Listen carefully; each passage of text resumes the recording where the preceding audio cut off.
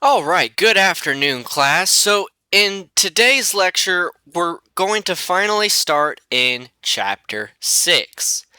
What is so great about Chapter 6? Well, really, this is starting to become the culmination of the class here. After finishing Chapter 5, we've pretty much learned everything we're going to learn about derivatives and differentiation in terms of the scope of this class for MAT 1120. However, now as we move forward, going into Chapter 6, we start to learn about what is called integration. What is integration? Well, another way to think about integration is it's the antiderivative. And the antiderivative, as you might guess from the name, is how you undo a derivative. So maybe you're given, as an example, so this is 6.1, maybe you're given f of x is x cubed, right? And we already know how to take the derivative of that, so that's just 3x squared. But suppose that for a particular question, you are just given the first derivative. They tell you f prime is equal to 3x squared. And then they ask, well, if f prime was 3x squared, what was f? What was the original function? If I want to go back to what the function was, how do I do that? Well, that's what the purpose of antiderivatives are. That's what the purpose of integration is. And so we're going to talk about that here. So let's go ahead and do that. So just as a first little bit for definition's sake, we have that in order to reverse a derivative,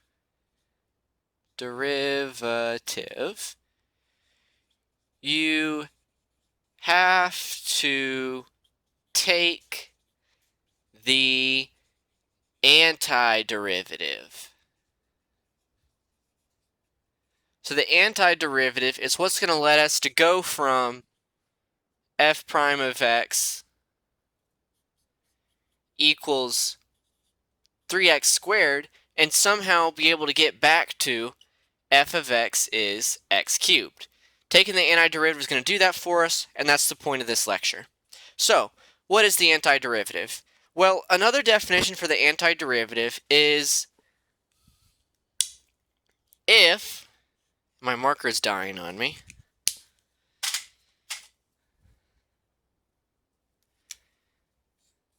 If big F, when I say big F, this is capital F. If big F and little f are functions and f prime of x equals little f of x. In other words, the derivative of big F is little f. Then, and if this is true for all x in the domain of f of x, so if big F and little f are functions, and if big F prime is equal to little f for all x in the domain of little f, then big F, not f of x, then big F is the antiderivative of little f. And really, this is just restating what we already have up here in other math vocabulary and mathematical terms. We're just saying that if the first derivative is equal to f, then if we can get back to big F, whatever big F is then the antiderivative of this little guy, which is the first derivative. So no big deal, nothing spooky going on yet. So we now say that if g and f, And you'll see why this statement is true in a moment, so I'm not going to fully explain it just yet. So if big G and big F, if big G and big F are both antiderivatives,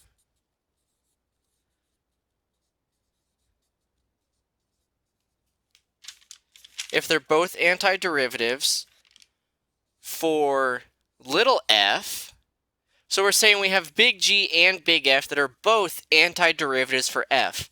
Well, how could that be? How could we have two antiderivatives for the same function? Well, think about it. The derivative of f of x when f of x is x cubed is 3x squared.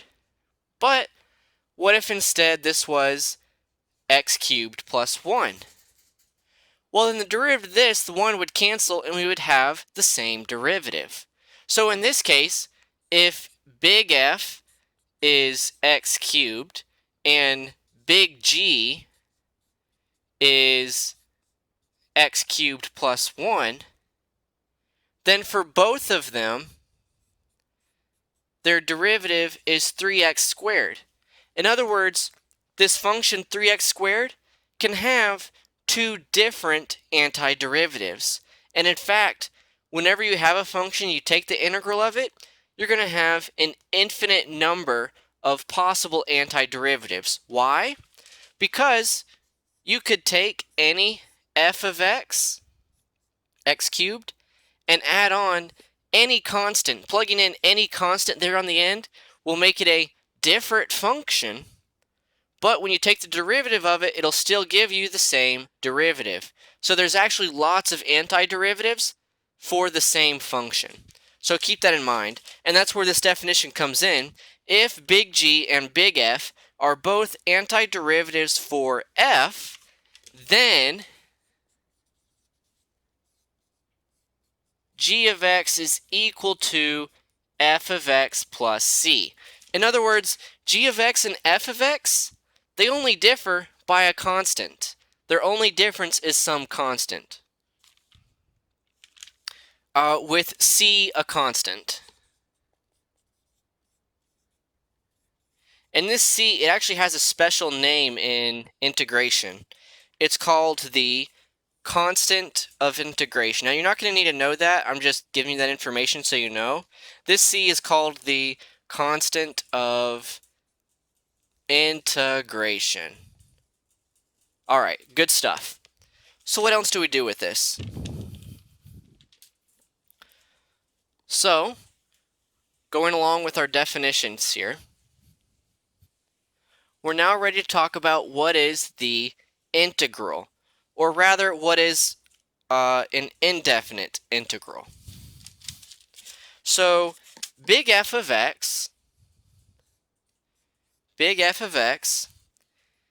is any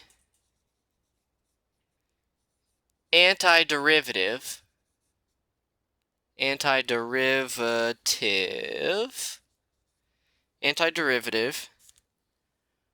of f of x. In other words, big F of x, we just have it written with a plus c on the end because it can have any constant on it. So it will fit any antiderivative for f of x.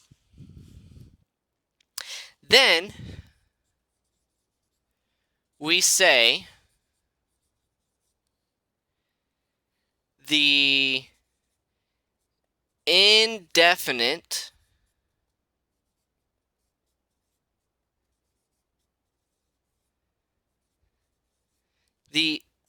indefinite integral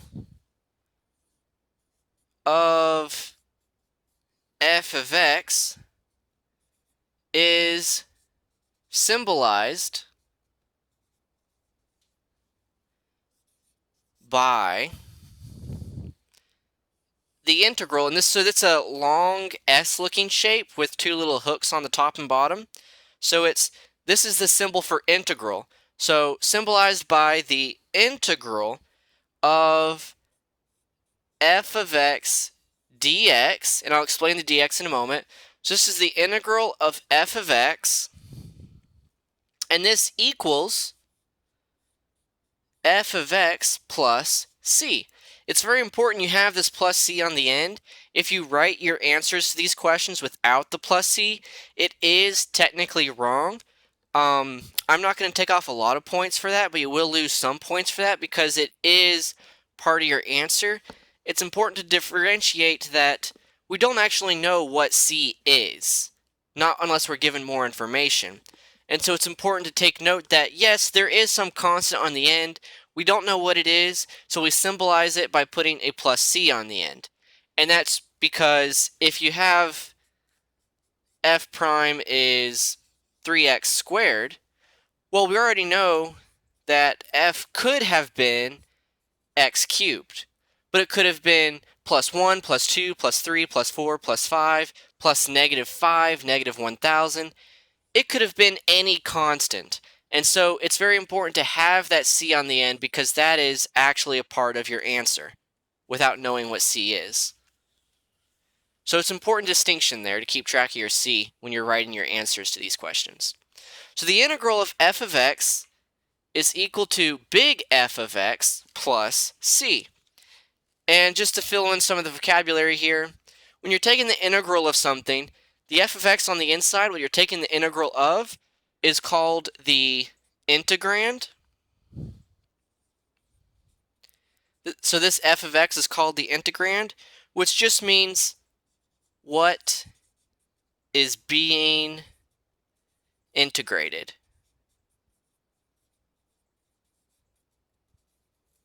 What is being integrated? And this dx here, this dx is called the differential.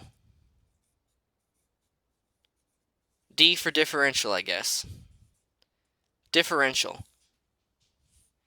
And what does differential mean? Well, the differential is just telling you with respect to what variable are you integrating? And the purposes of this is this dx is telling us, yeah, we're integrating with respect to x. We're treating x as our variable. That's the guy we're integrating on.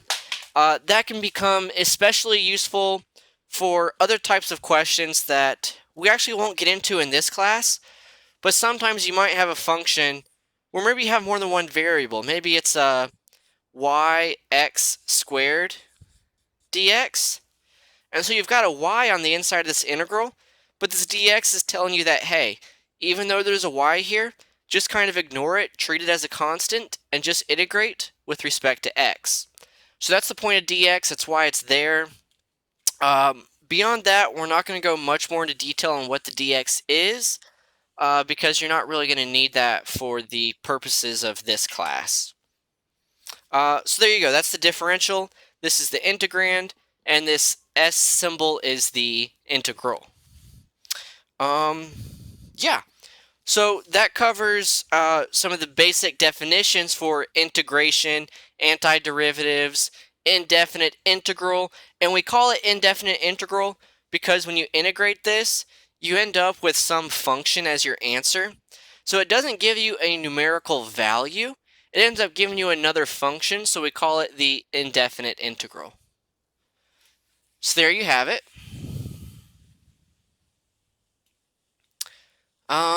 Let's see, I don't think we're going to need any of these definitions, but you will want to hold on to them just so that you understand what they are. But we're not going to need them on the board for what we're doing next.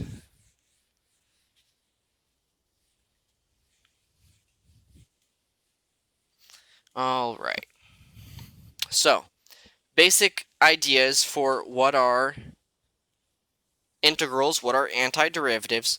But now we'd like to talk about, okay, so how do we actually do it? What is the process, the step-by-step process for taking an integral? So this is where some basic integration rules come into play. Basic integration rules. Now there are other rules and other techniques for taking integrals that we will learn later in the class, but for now, we're just going to go over the basic stuff, just like how in derivatives, we learned about how to take the derivative of something with a power, how to take the derivative of something that has a constant on it, how to take the derivative of these simple things that we're then going to use as building blocks to learn about other derivatives. Well, in the same case, we're going to learn about how to take integrals of powers and constants and simple things first, and then build on that as we continue in this chapter. So, what's this first rule? Well, just like we had the constant rule for derivatives, this is the constant rule for integrals.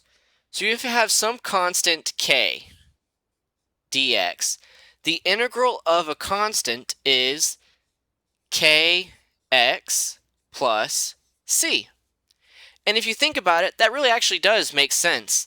Because if I have big F of x is equal to kx plus some number, well, what's the derivative of that? Well, the derivative, I would take the k, and then the x would go to the 0 power. The c would be disappearing, and then this would be my first derivative. And remember that the purpose of integrals is to take first derivatives and backtrack, excuse me, and to backtrack to whatever our original function was. So this makes sense, just a basic constant rule. This is going to be very useful for any time you're integrating that has a constant in it. Alright, so far so good, nothing tricky. Next we have the power rule for integration. So this was the constant rule for integration. Now we have the power rule. If you have x to some power r dx, then we want to do the inverse of the power rule. Now the power rule said you take the power, bring it down as a coefficient, and then decrease the power by 1. So to do the opposite of that, we want to do it in the reverse steps. We increase the power by 1 instead of subtracting 1, r plus 1, and then we divide by it instead of multiplying by it. And so this might seem kind of strange the first time you see it, but if we think about it, again, if f prime of x is equal to 3x squared, then the original big F, well, we increase the power by 1. That's what this rule says. So 2 plus 1 is 3, x to the third, and then we divide by that new power we just got. So we divide by 3. But 3 divided by 3, since I already have a 3 here, is just 1. So I've got x cubed, but then plus c. And that works. If I have a function that's x cubed plus c, what's the derivative of it? Well, that's 3x squared by the power rule. So this is the power rule for integration. It's just the inverse of the power rule for derivatives. And once you get used to it, it's really not so bad. You'll be able to do this pretty quick without thinking about it too much. Just increase the power by 1 and divide by it. And you're going to use this over and over and over again. So make sure you understand how to do this correctly. Alright, so that's good. We have the constant rule for integration. We have the power rule for integration. What else might we like to have? Well, going along with what we had previously with the exponential function and logarithmic function, the integral of 1 over x dx is the natural log of x plus c. Why is that? Well, again, think about it. We already know from 5.3 and 5.4, if you have a function that's the natural log of x plus c, the derivative of the natural log is 1 over x, and the derivative constant is 0. So, to reverse a derivative that's 1 over x, you just go to the natural log of whatever that denominator is. Now, there is some tricky business where what if you have other coefficients or other powers or what have you in this denominator? When we get to those kind of questions, there will be some other steps we'll have to do in order to simplify this before we can just use this rule. But don't worry about that too yet. That's going to be coming in the next few sections. For today, our main goal is just to learn these basic rules and be able to apply them correctly. So this is the goal for today. And then So we also have, going along with the exponential, the integral of e to the x is just e to the x plus c, which again makes sense because we know the derivative of e to the x is e to the x, so they're the same guy, and so integrating is still going to give you the same guy. Yeah, so far so good. And then lastly, just some other basic little principles that maybe you wouldn't necessarily think about at first. If you're taking the integral of some k constant times f of x, you can actually pull that constant to the outside. So it'd be k times the integral of f of x. And then you would go about your merry way as you normally would. And if the integral of little f is big F, then your final answer would be k times big F. And there you have it. So constants, you can pull to the outside. You can kind of ignore them until you finish taking your integral, just in the same way that if you're trying to take the derivative that has a constant on it, you can just ignore the constant to begin with, and then just bring it back in the end after you take your derivative. So constants, you can always pull to the outside, just ignore them on the far side, but don't forget to bring them back in once you're done integrating. And then the last basic rule we want to cover is the idea of if you have the integral of f of x plus g of x, then you can distribute this integral. And in fact, this is going to equal the integral of f of x plus the integral of g of x. And if the integral of little f is big F, and if the integral of little g is big G, this is just going to be big F of x plus big G of x, plus c on the end. And so when you're doing these, if you have a plus sign separating multiple functions, you can distribute your negative and you can just think about one step at a time, just one part at a time. And that's the same way in how we do derivatives, because when we take derivatives that are separated by plus or minus, you just take the derivative of each part separately. Well, you can do the same thing with integrals, so that's a nifty trick to keep in mind. Otherwise, that covers the basic integration rules that we're going to need in order to integrate a lot of different stuff. It's not going to give us all of the tools we need to integrate anything, but this is just to get us started, and in tomorrow's lecture, we'll actually discuss other applications of these rules so you can expand the types of questions you can actually integrate.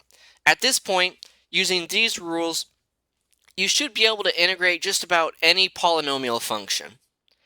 Any polynomial function you should be able to integrate, and that's good. So, let's go ahead and take a look at some examples then. So example 1. Here we go. We've got the integral of -5 divided by x plus 2x to the 3/5 power minus 3e to the x dx. So at first this might look very daunting, but don't freak out, just take it one step at a time and let's break it down into simpler stuff. Well, for starters, based on this rule, the very last rule, we can distribute the integral over plus and minuses. So just ignore these plus and minuses, and we're just going to separate this out into 3 different integrals. So we've got the integral of -5 over x dx plus the integral of 2x to the 3/5 power dx. Now I've got a minus 3 here, and remember that you can always pull constants to the outside of an integral. So I'm just going to go ahead and pull the minus 3 out. So I've got minus 3 times the integral of e to the x dx. And there we go. And if I start on the far right side, we already know the integral of e to the x is just e to the x. So we have negative 3 e to the x plus c. And this constant plus c, this will account for all of the plus c's for each of these integrals. The reason for that is, yes, I could write a different c for each one of these integrals. I could have plus c1, plus c2, plus c3. But in the end, when I simplify that, what is c1 plus c2 plus c3? Well, really, that's just some other constant. So rather than have 3 different unknown constants, I'm just going to combine all 3 into one and save myself the headache of trying to keep track of 3 different ones.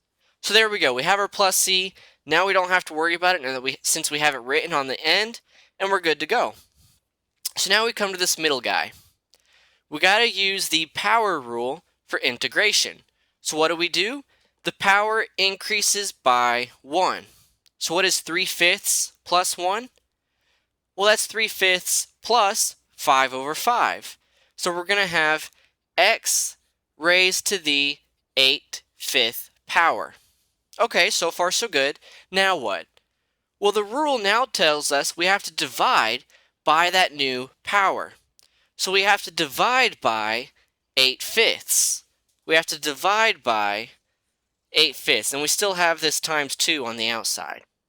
But if you recall from basic arithmetic and algebra, to divide by a fraction is the same thing as multiplying by the reciprocal.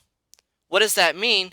Well, really that just means if you're dividing by a fraction, that's the same thing as multiplying it by the fraction that's flipped over. So I'm just going to flip that fraction, and this is actually times 5/8. And now I don't have any division there. Okay, so let's keep going. And this final step, I've got negative 5 divided by x. Well, if we think about it, if you can imagine pulling the negative 5 out as a constant, if we pull the negative 5 out, then we're going to have 1 divided by x left on the inside. But what's the integral of 1 over x? That's just the natural log of x. So in the end, we're just going to keep track of this negative 5 constant, bring it back on the outside, and then we'll have negative 5 natural log of x. And now we're done. That's our final answer. And we can clean it up a little bit, I guess. So we've got negative 5 natural log of x. 2 divided by 8, that's going to leave a 4 in the denominator. So I've got plus 5/4 x to the 8/5 power minus 3e to the x plus c. And there you have it. That is a perfectly valid final answer. That's a simplified answer. We can't really do much else with it. And there you have it. You've just integrated your first question, your first example, and using the techniques we just used, using these rules, and taking it one step at a time, you can integrate anything that looks like this and you'll be good to go. Alright, cool. But what else can we do? What are some other examples we might see? Some other special cases that we might need to consider?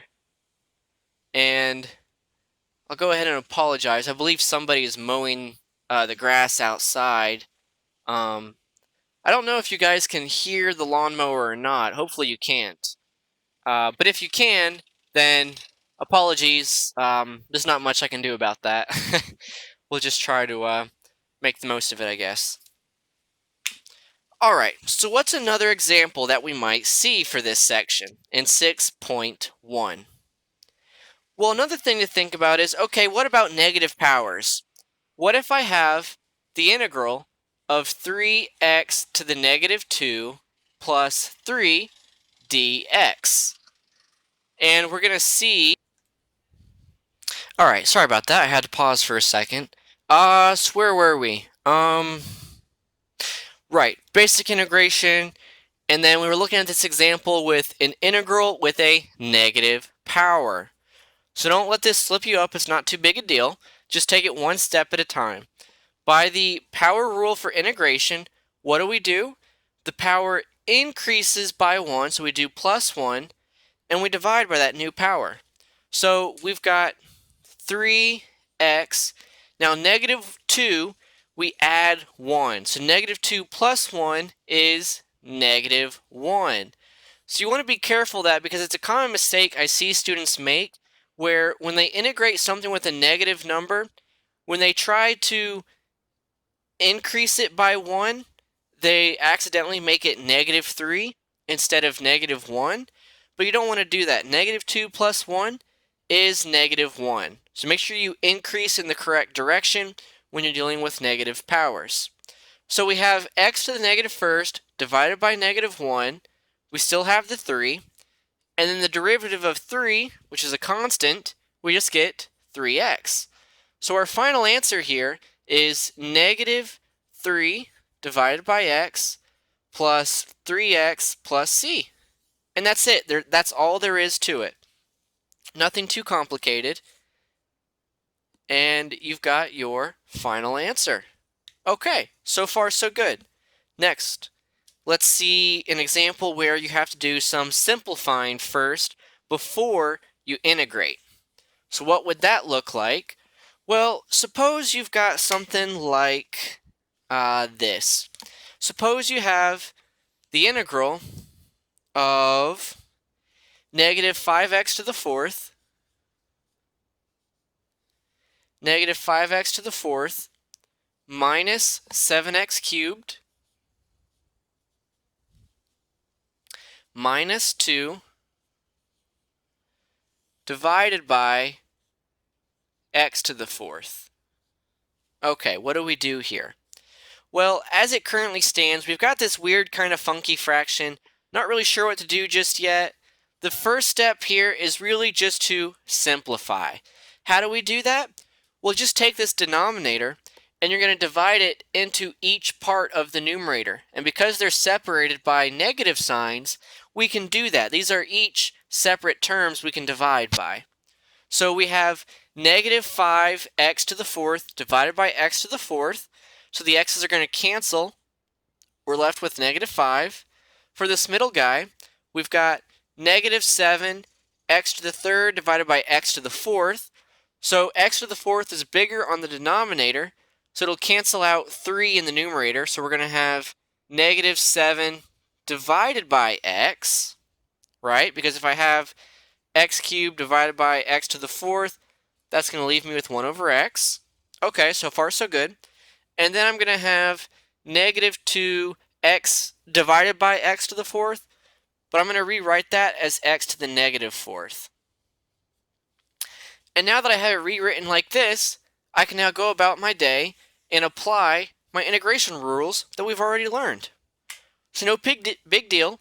Integrate one step at a time. We're going to have negative 5x.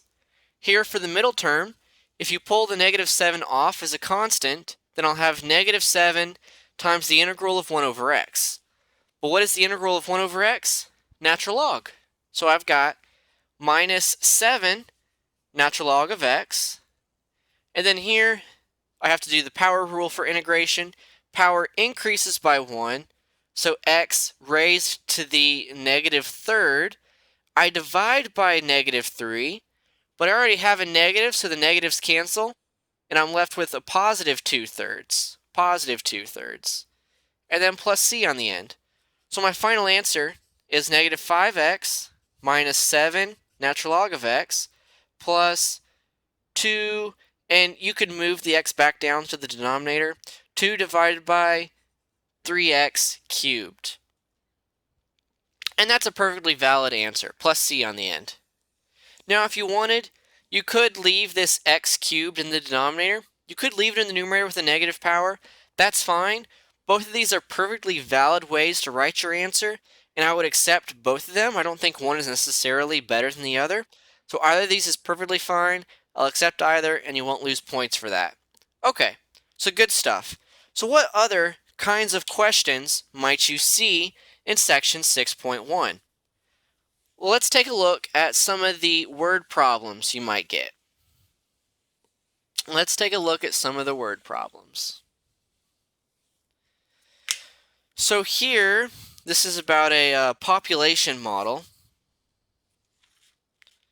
And let me flip to the right one.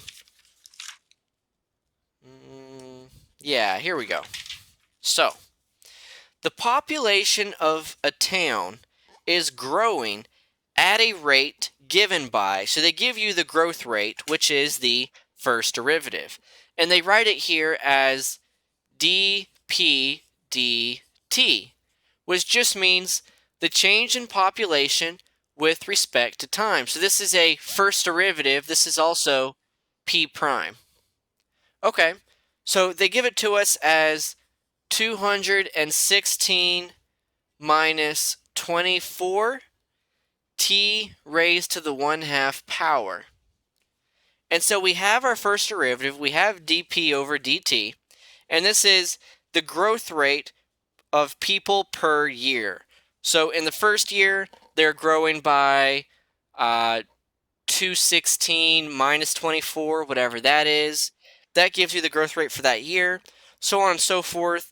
But then the rest of the question here asks, find a function to describe the population t years from now if the present population is 9,200. So basically what it's saying is, if the population, and this is the growth rate as it will currently stand, but if we're given the population at this initial point we're starting at is 9,200, we're given an initial value. We're told that p of 0, when t is 0, is 9,200. This is going to be useful because now we're actually going to be able to find out what is c when we integrate this, but we'll get there. So the question is asking for, what is the function that's going to tell us the amount of population? We don't want to know the change in population now. We want to know the actual population. So we're going to integrate 216 minus, so we've got 216 minus 24 t to the 1/2 dt, since we're integrating with respect to t. So we want to integrate this to get our population function. So what is p of t? P of t is equal to 216 t using our constant rule. Now here we've got minus 24 t to the 1/2, so we have to use our power rule for integration. So the power will increase by 1. 1/2 plus 1 is going to give you 3/2. We divide by 3/2, but like we discussed previously, when you divide by a fraction, that's the same thing as multiplying by a reciprocal. So when you divide by 3/2, we actually have times 2/3. But we still have this times, and I'm running out of space here, but you can see we still have this times negative 24 left over from up here. And then we've got our plus c on the end. So if I clean this up a little bit, I got 216t, and 24 divided by 3, that's going to give me 8, but 8 times 2 is 16. It's also negative, so I've got a negative 16 t to the 3/2 plus c. And there we have our equation for what is p of t when we don't know what c is. But now we're given an initial value. And when you're given an initial value like this, this lets us figure out what c is. In order to do that, all we do is just plug in the numbers. So p of 0, so that's going to be 0 minus 0 plus c. The population when time is 0 is supposed to be 9,200. Well then, 0 minus 0 plus c, we have c is 9,200. And so, we now know that our equation, our final equation for the population, is 216t minus 16t to the 3/2 plus 9,200. And now we don't have any plus c on the end. So that's something you want to watch out for.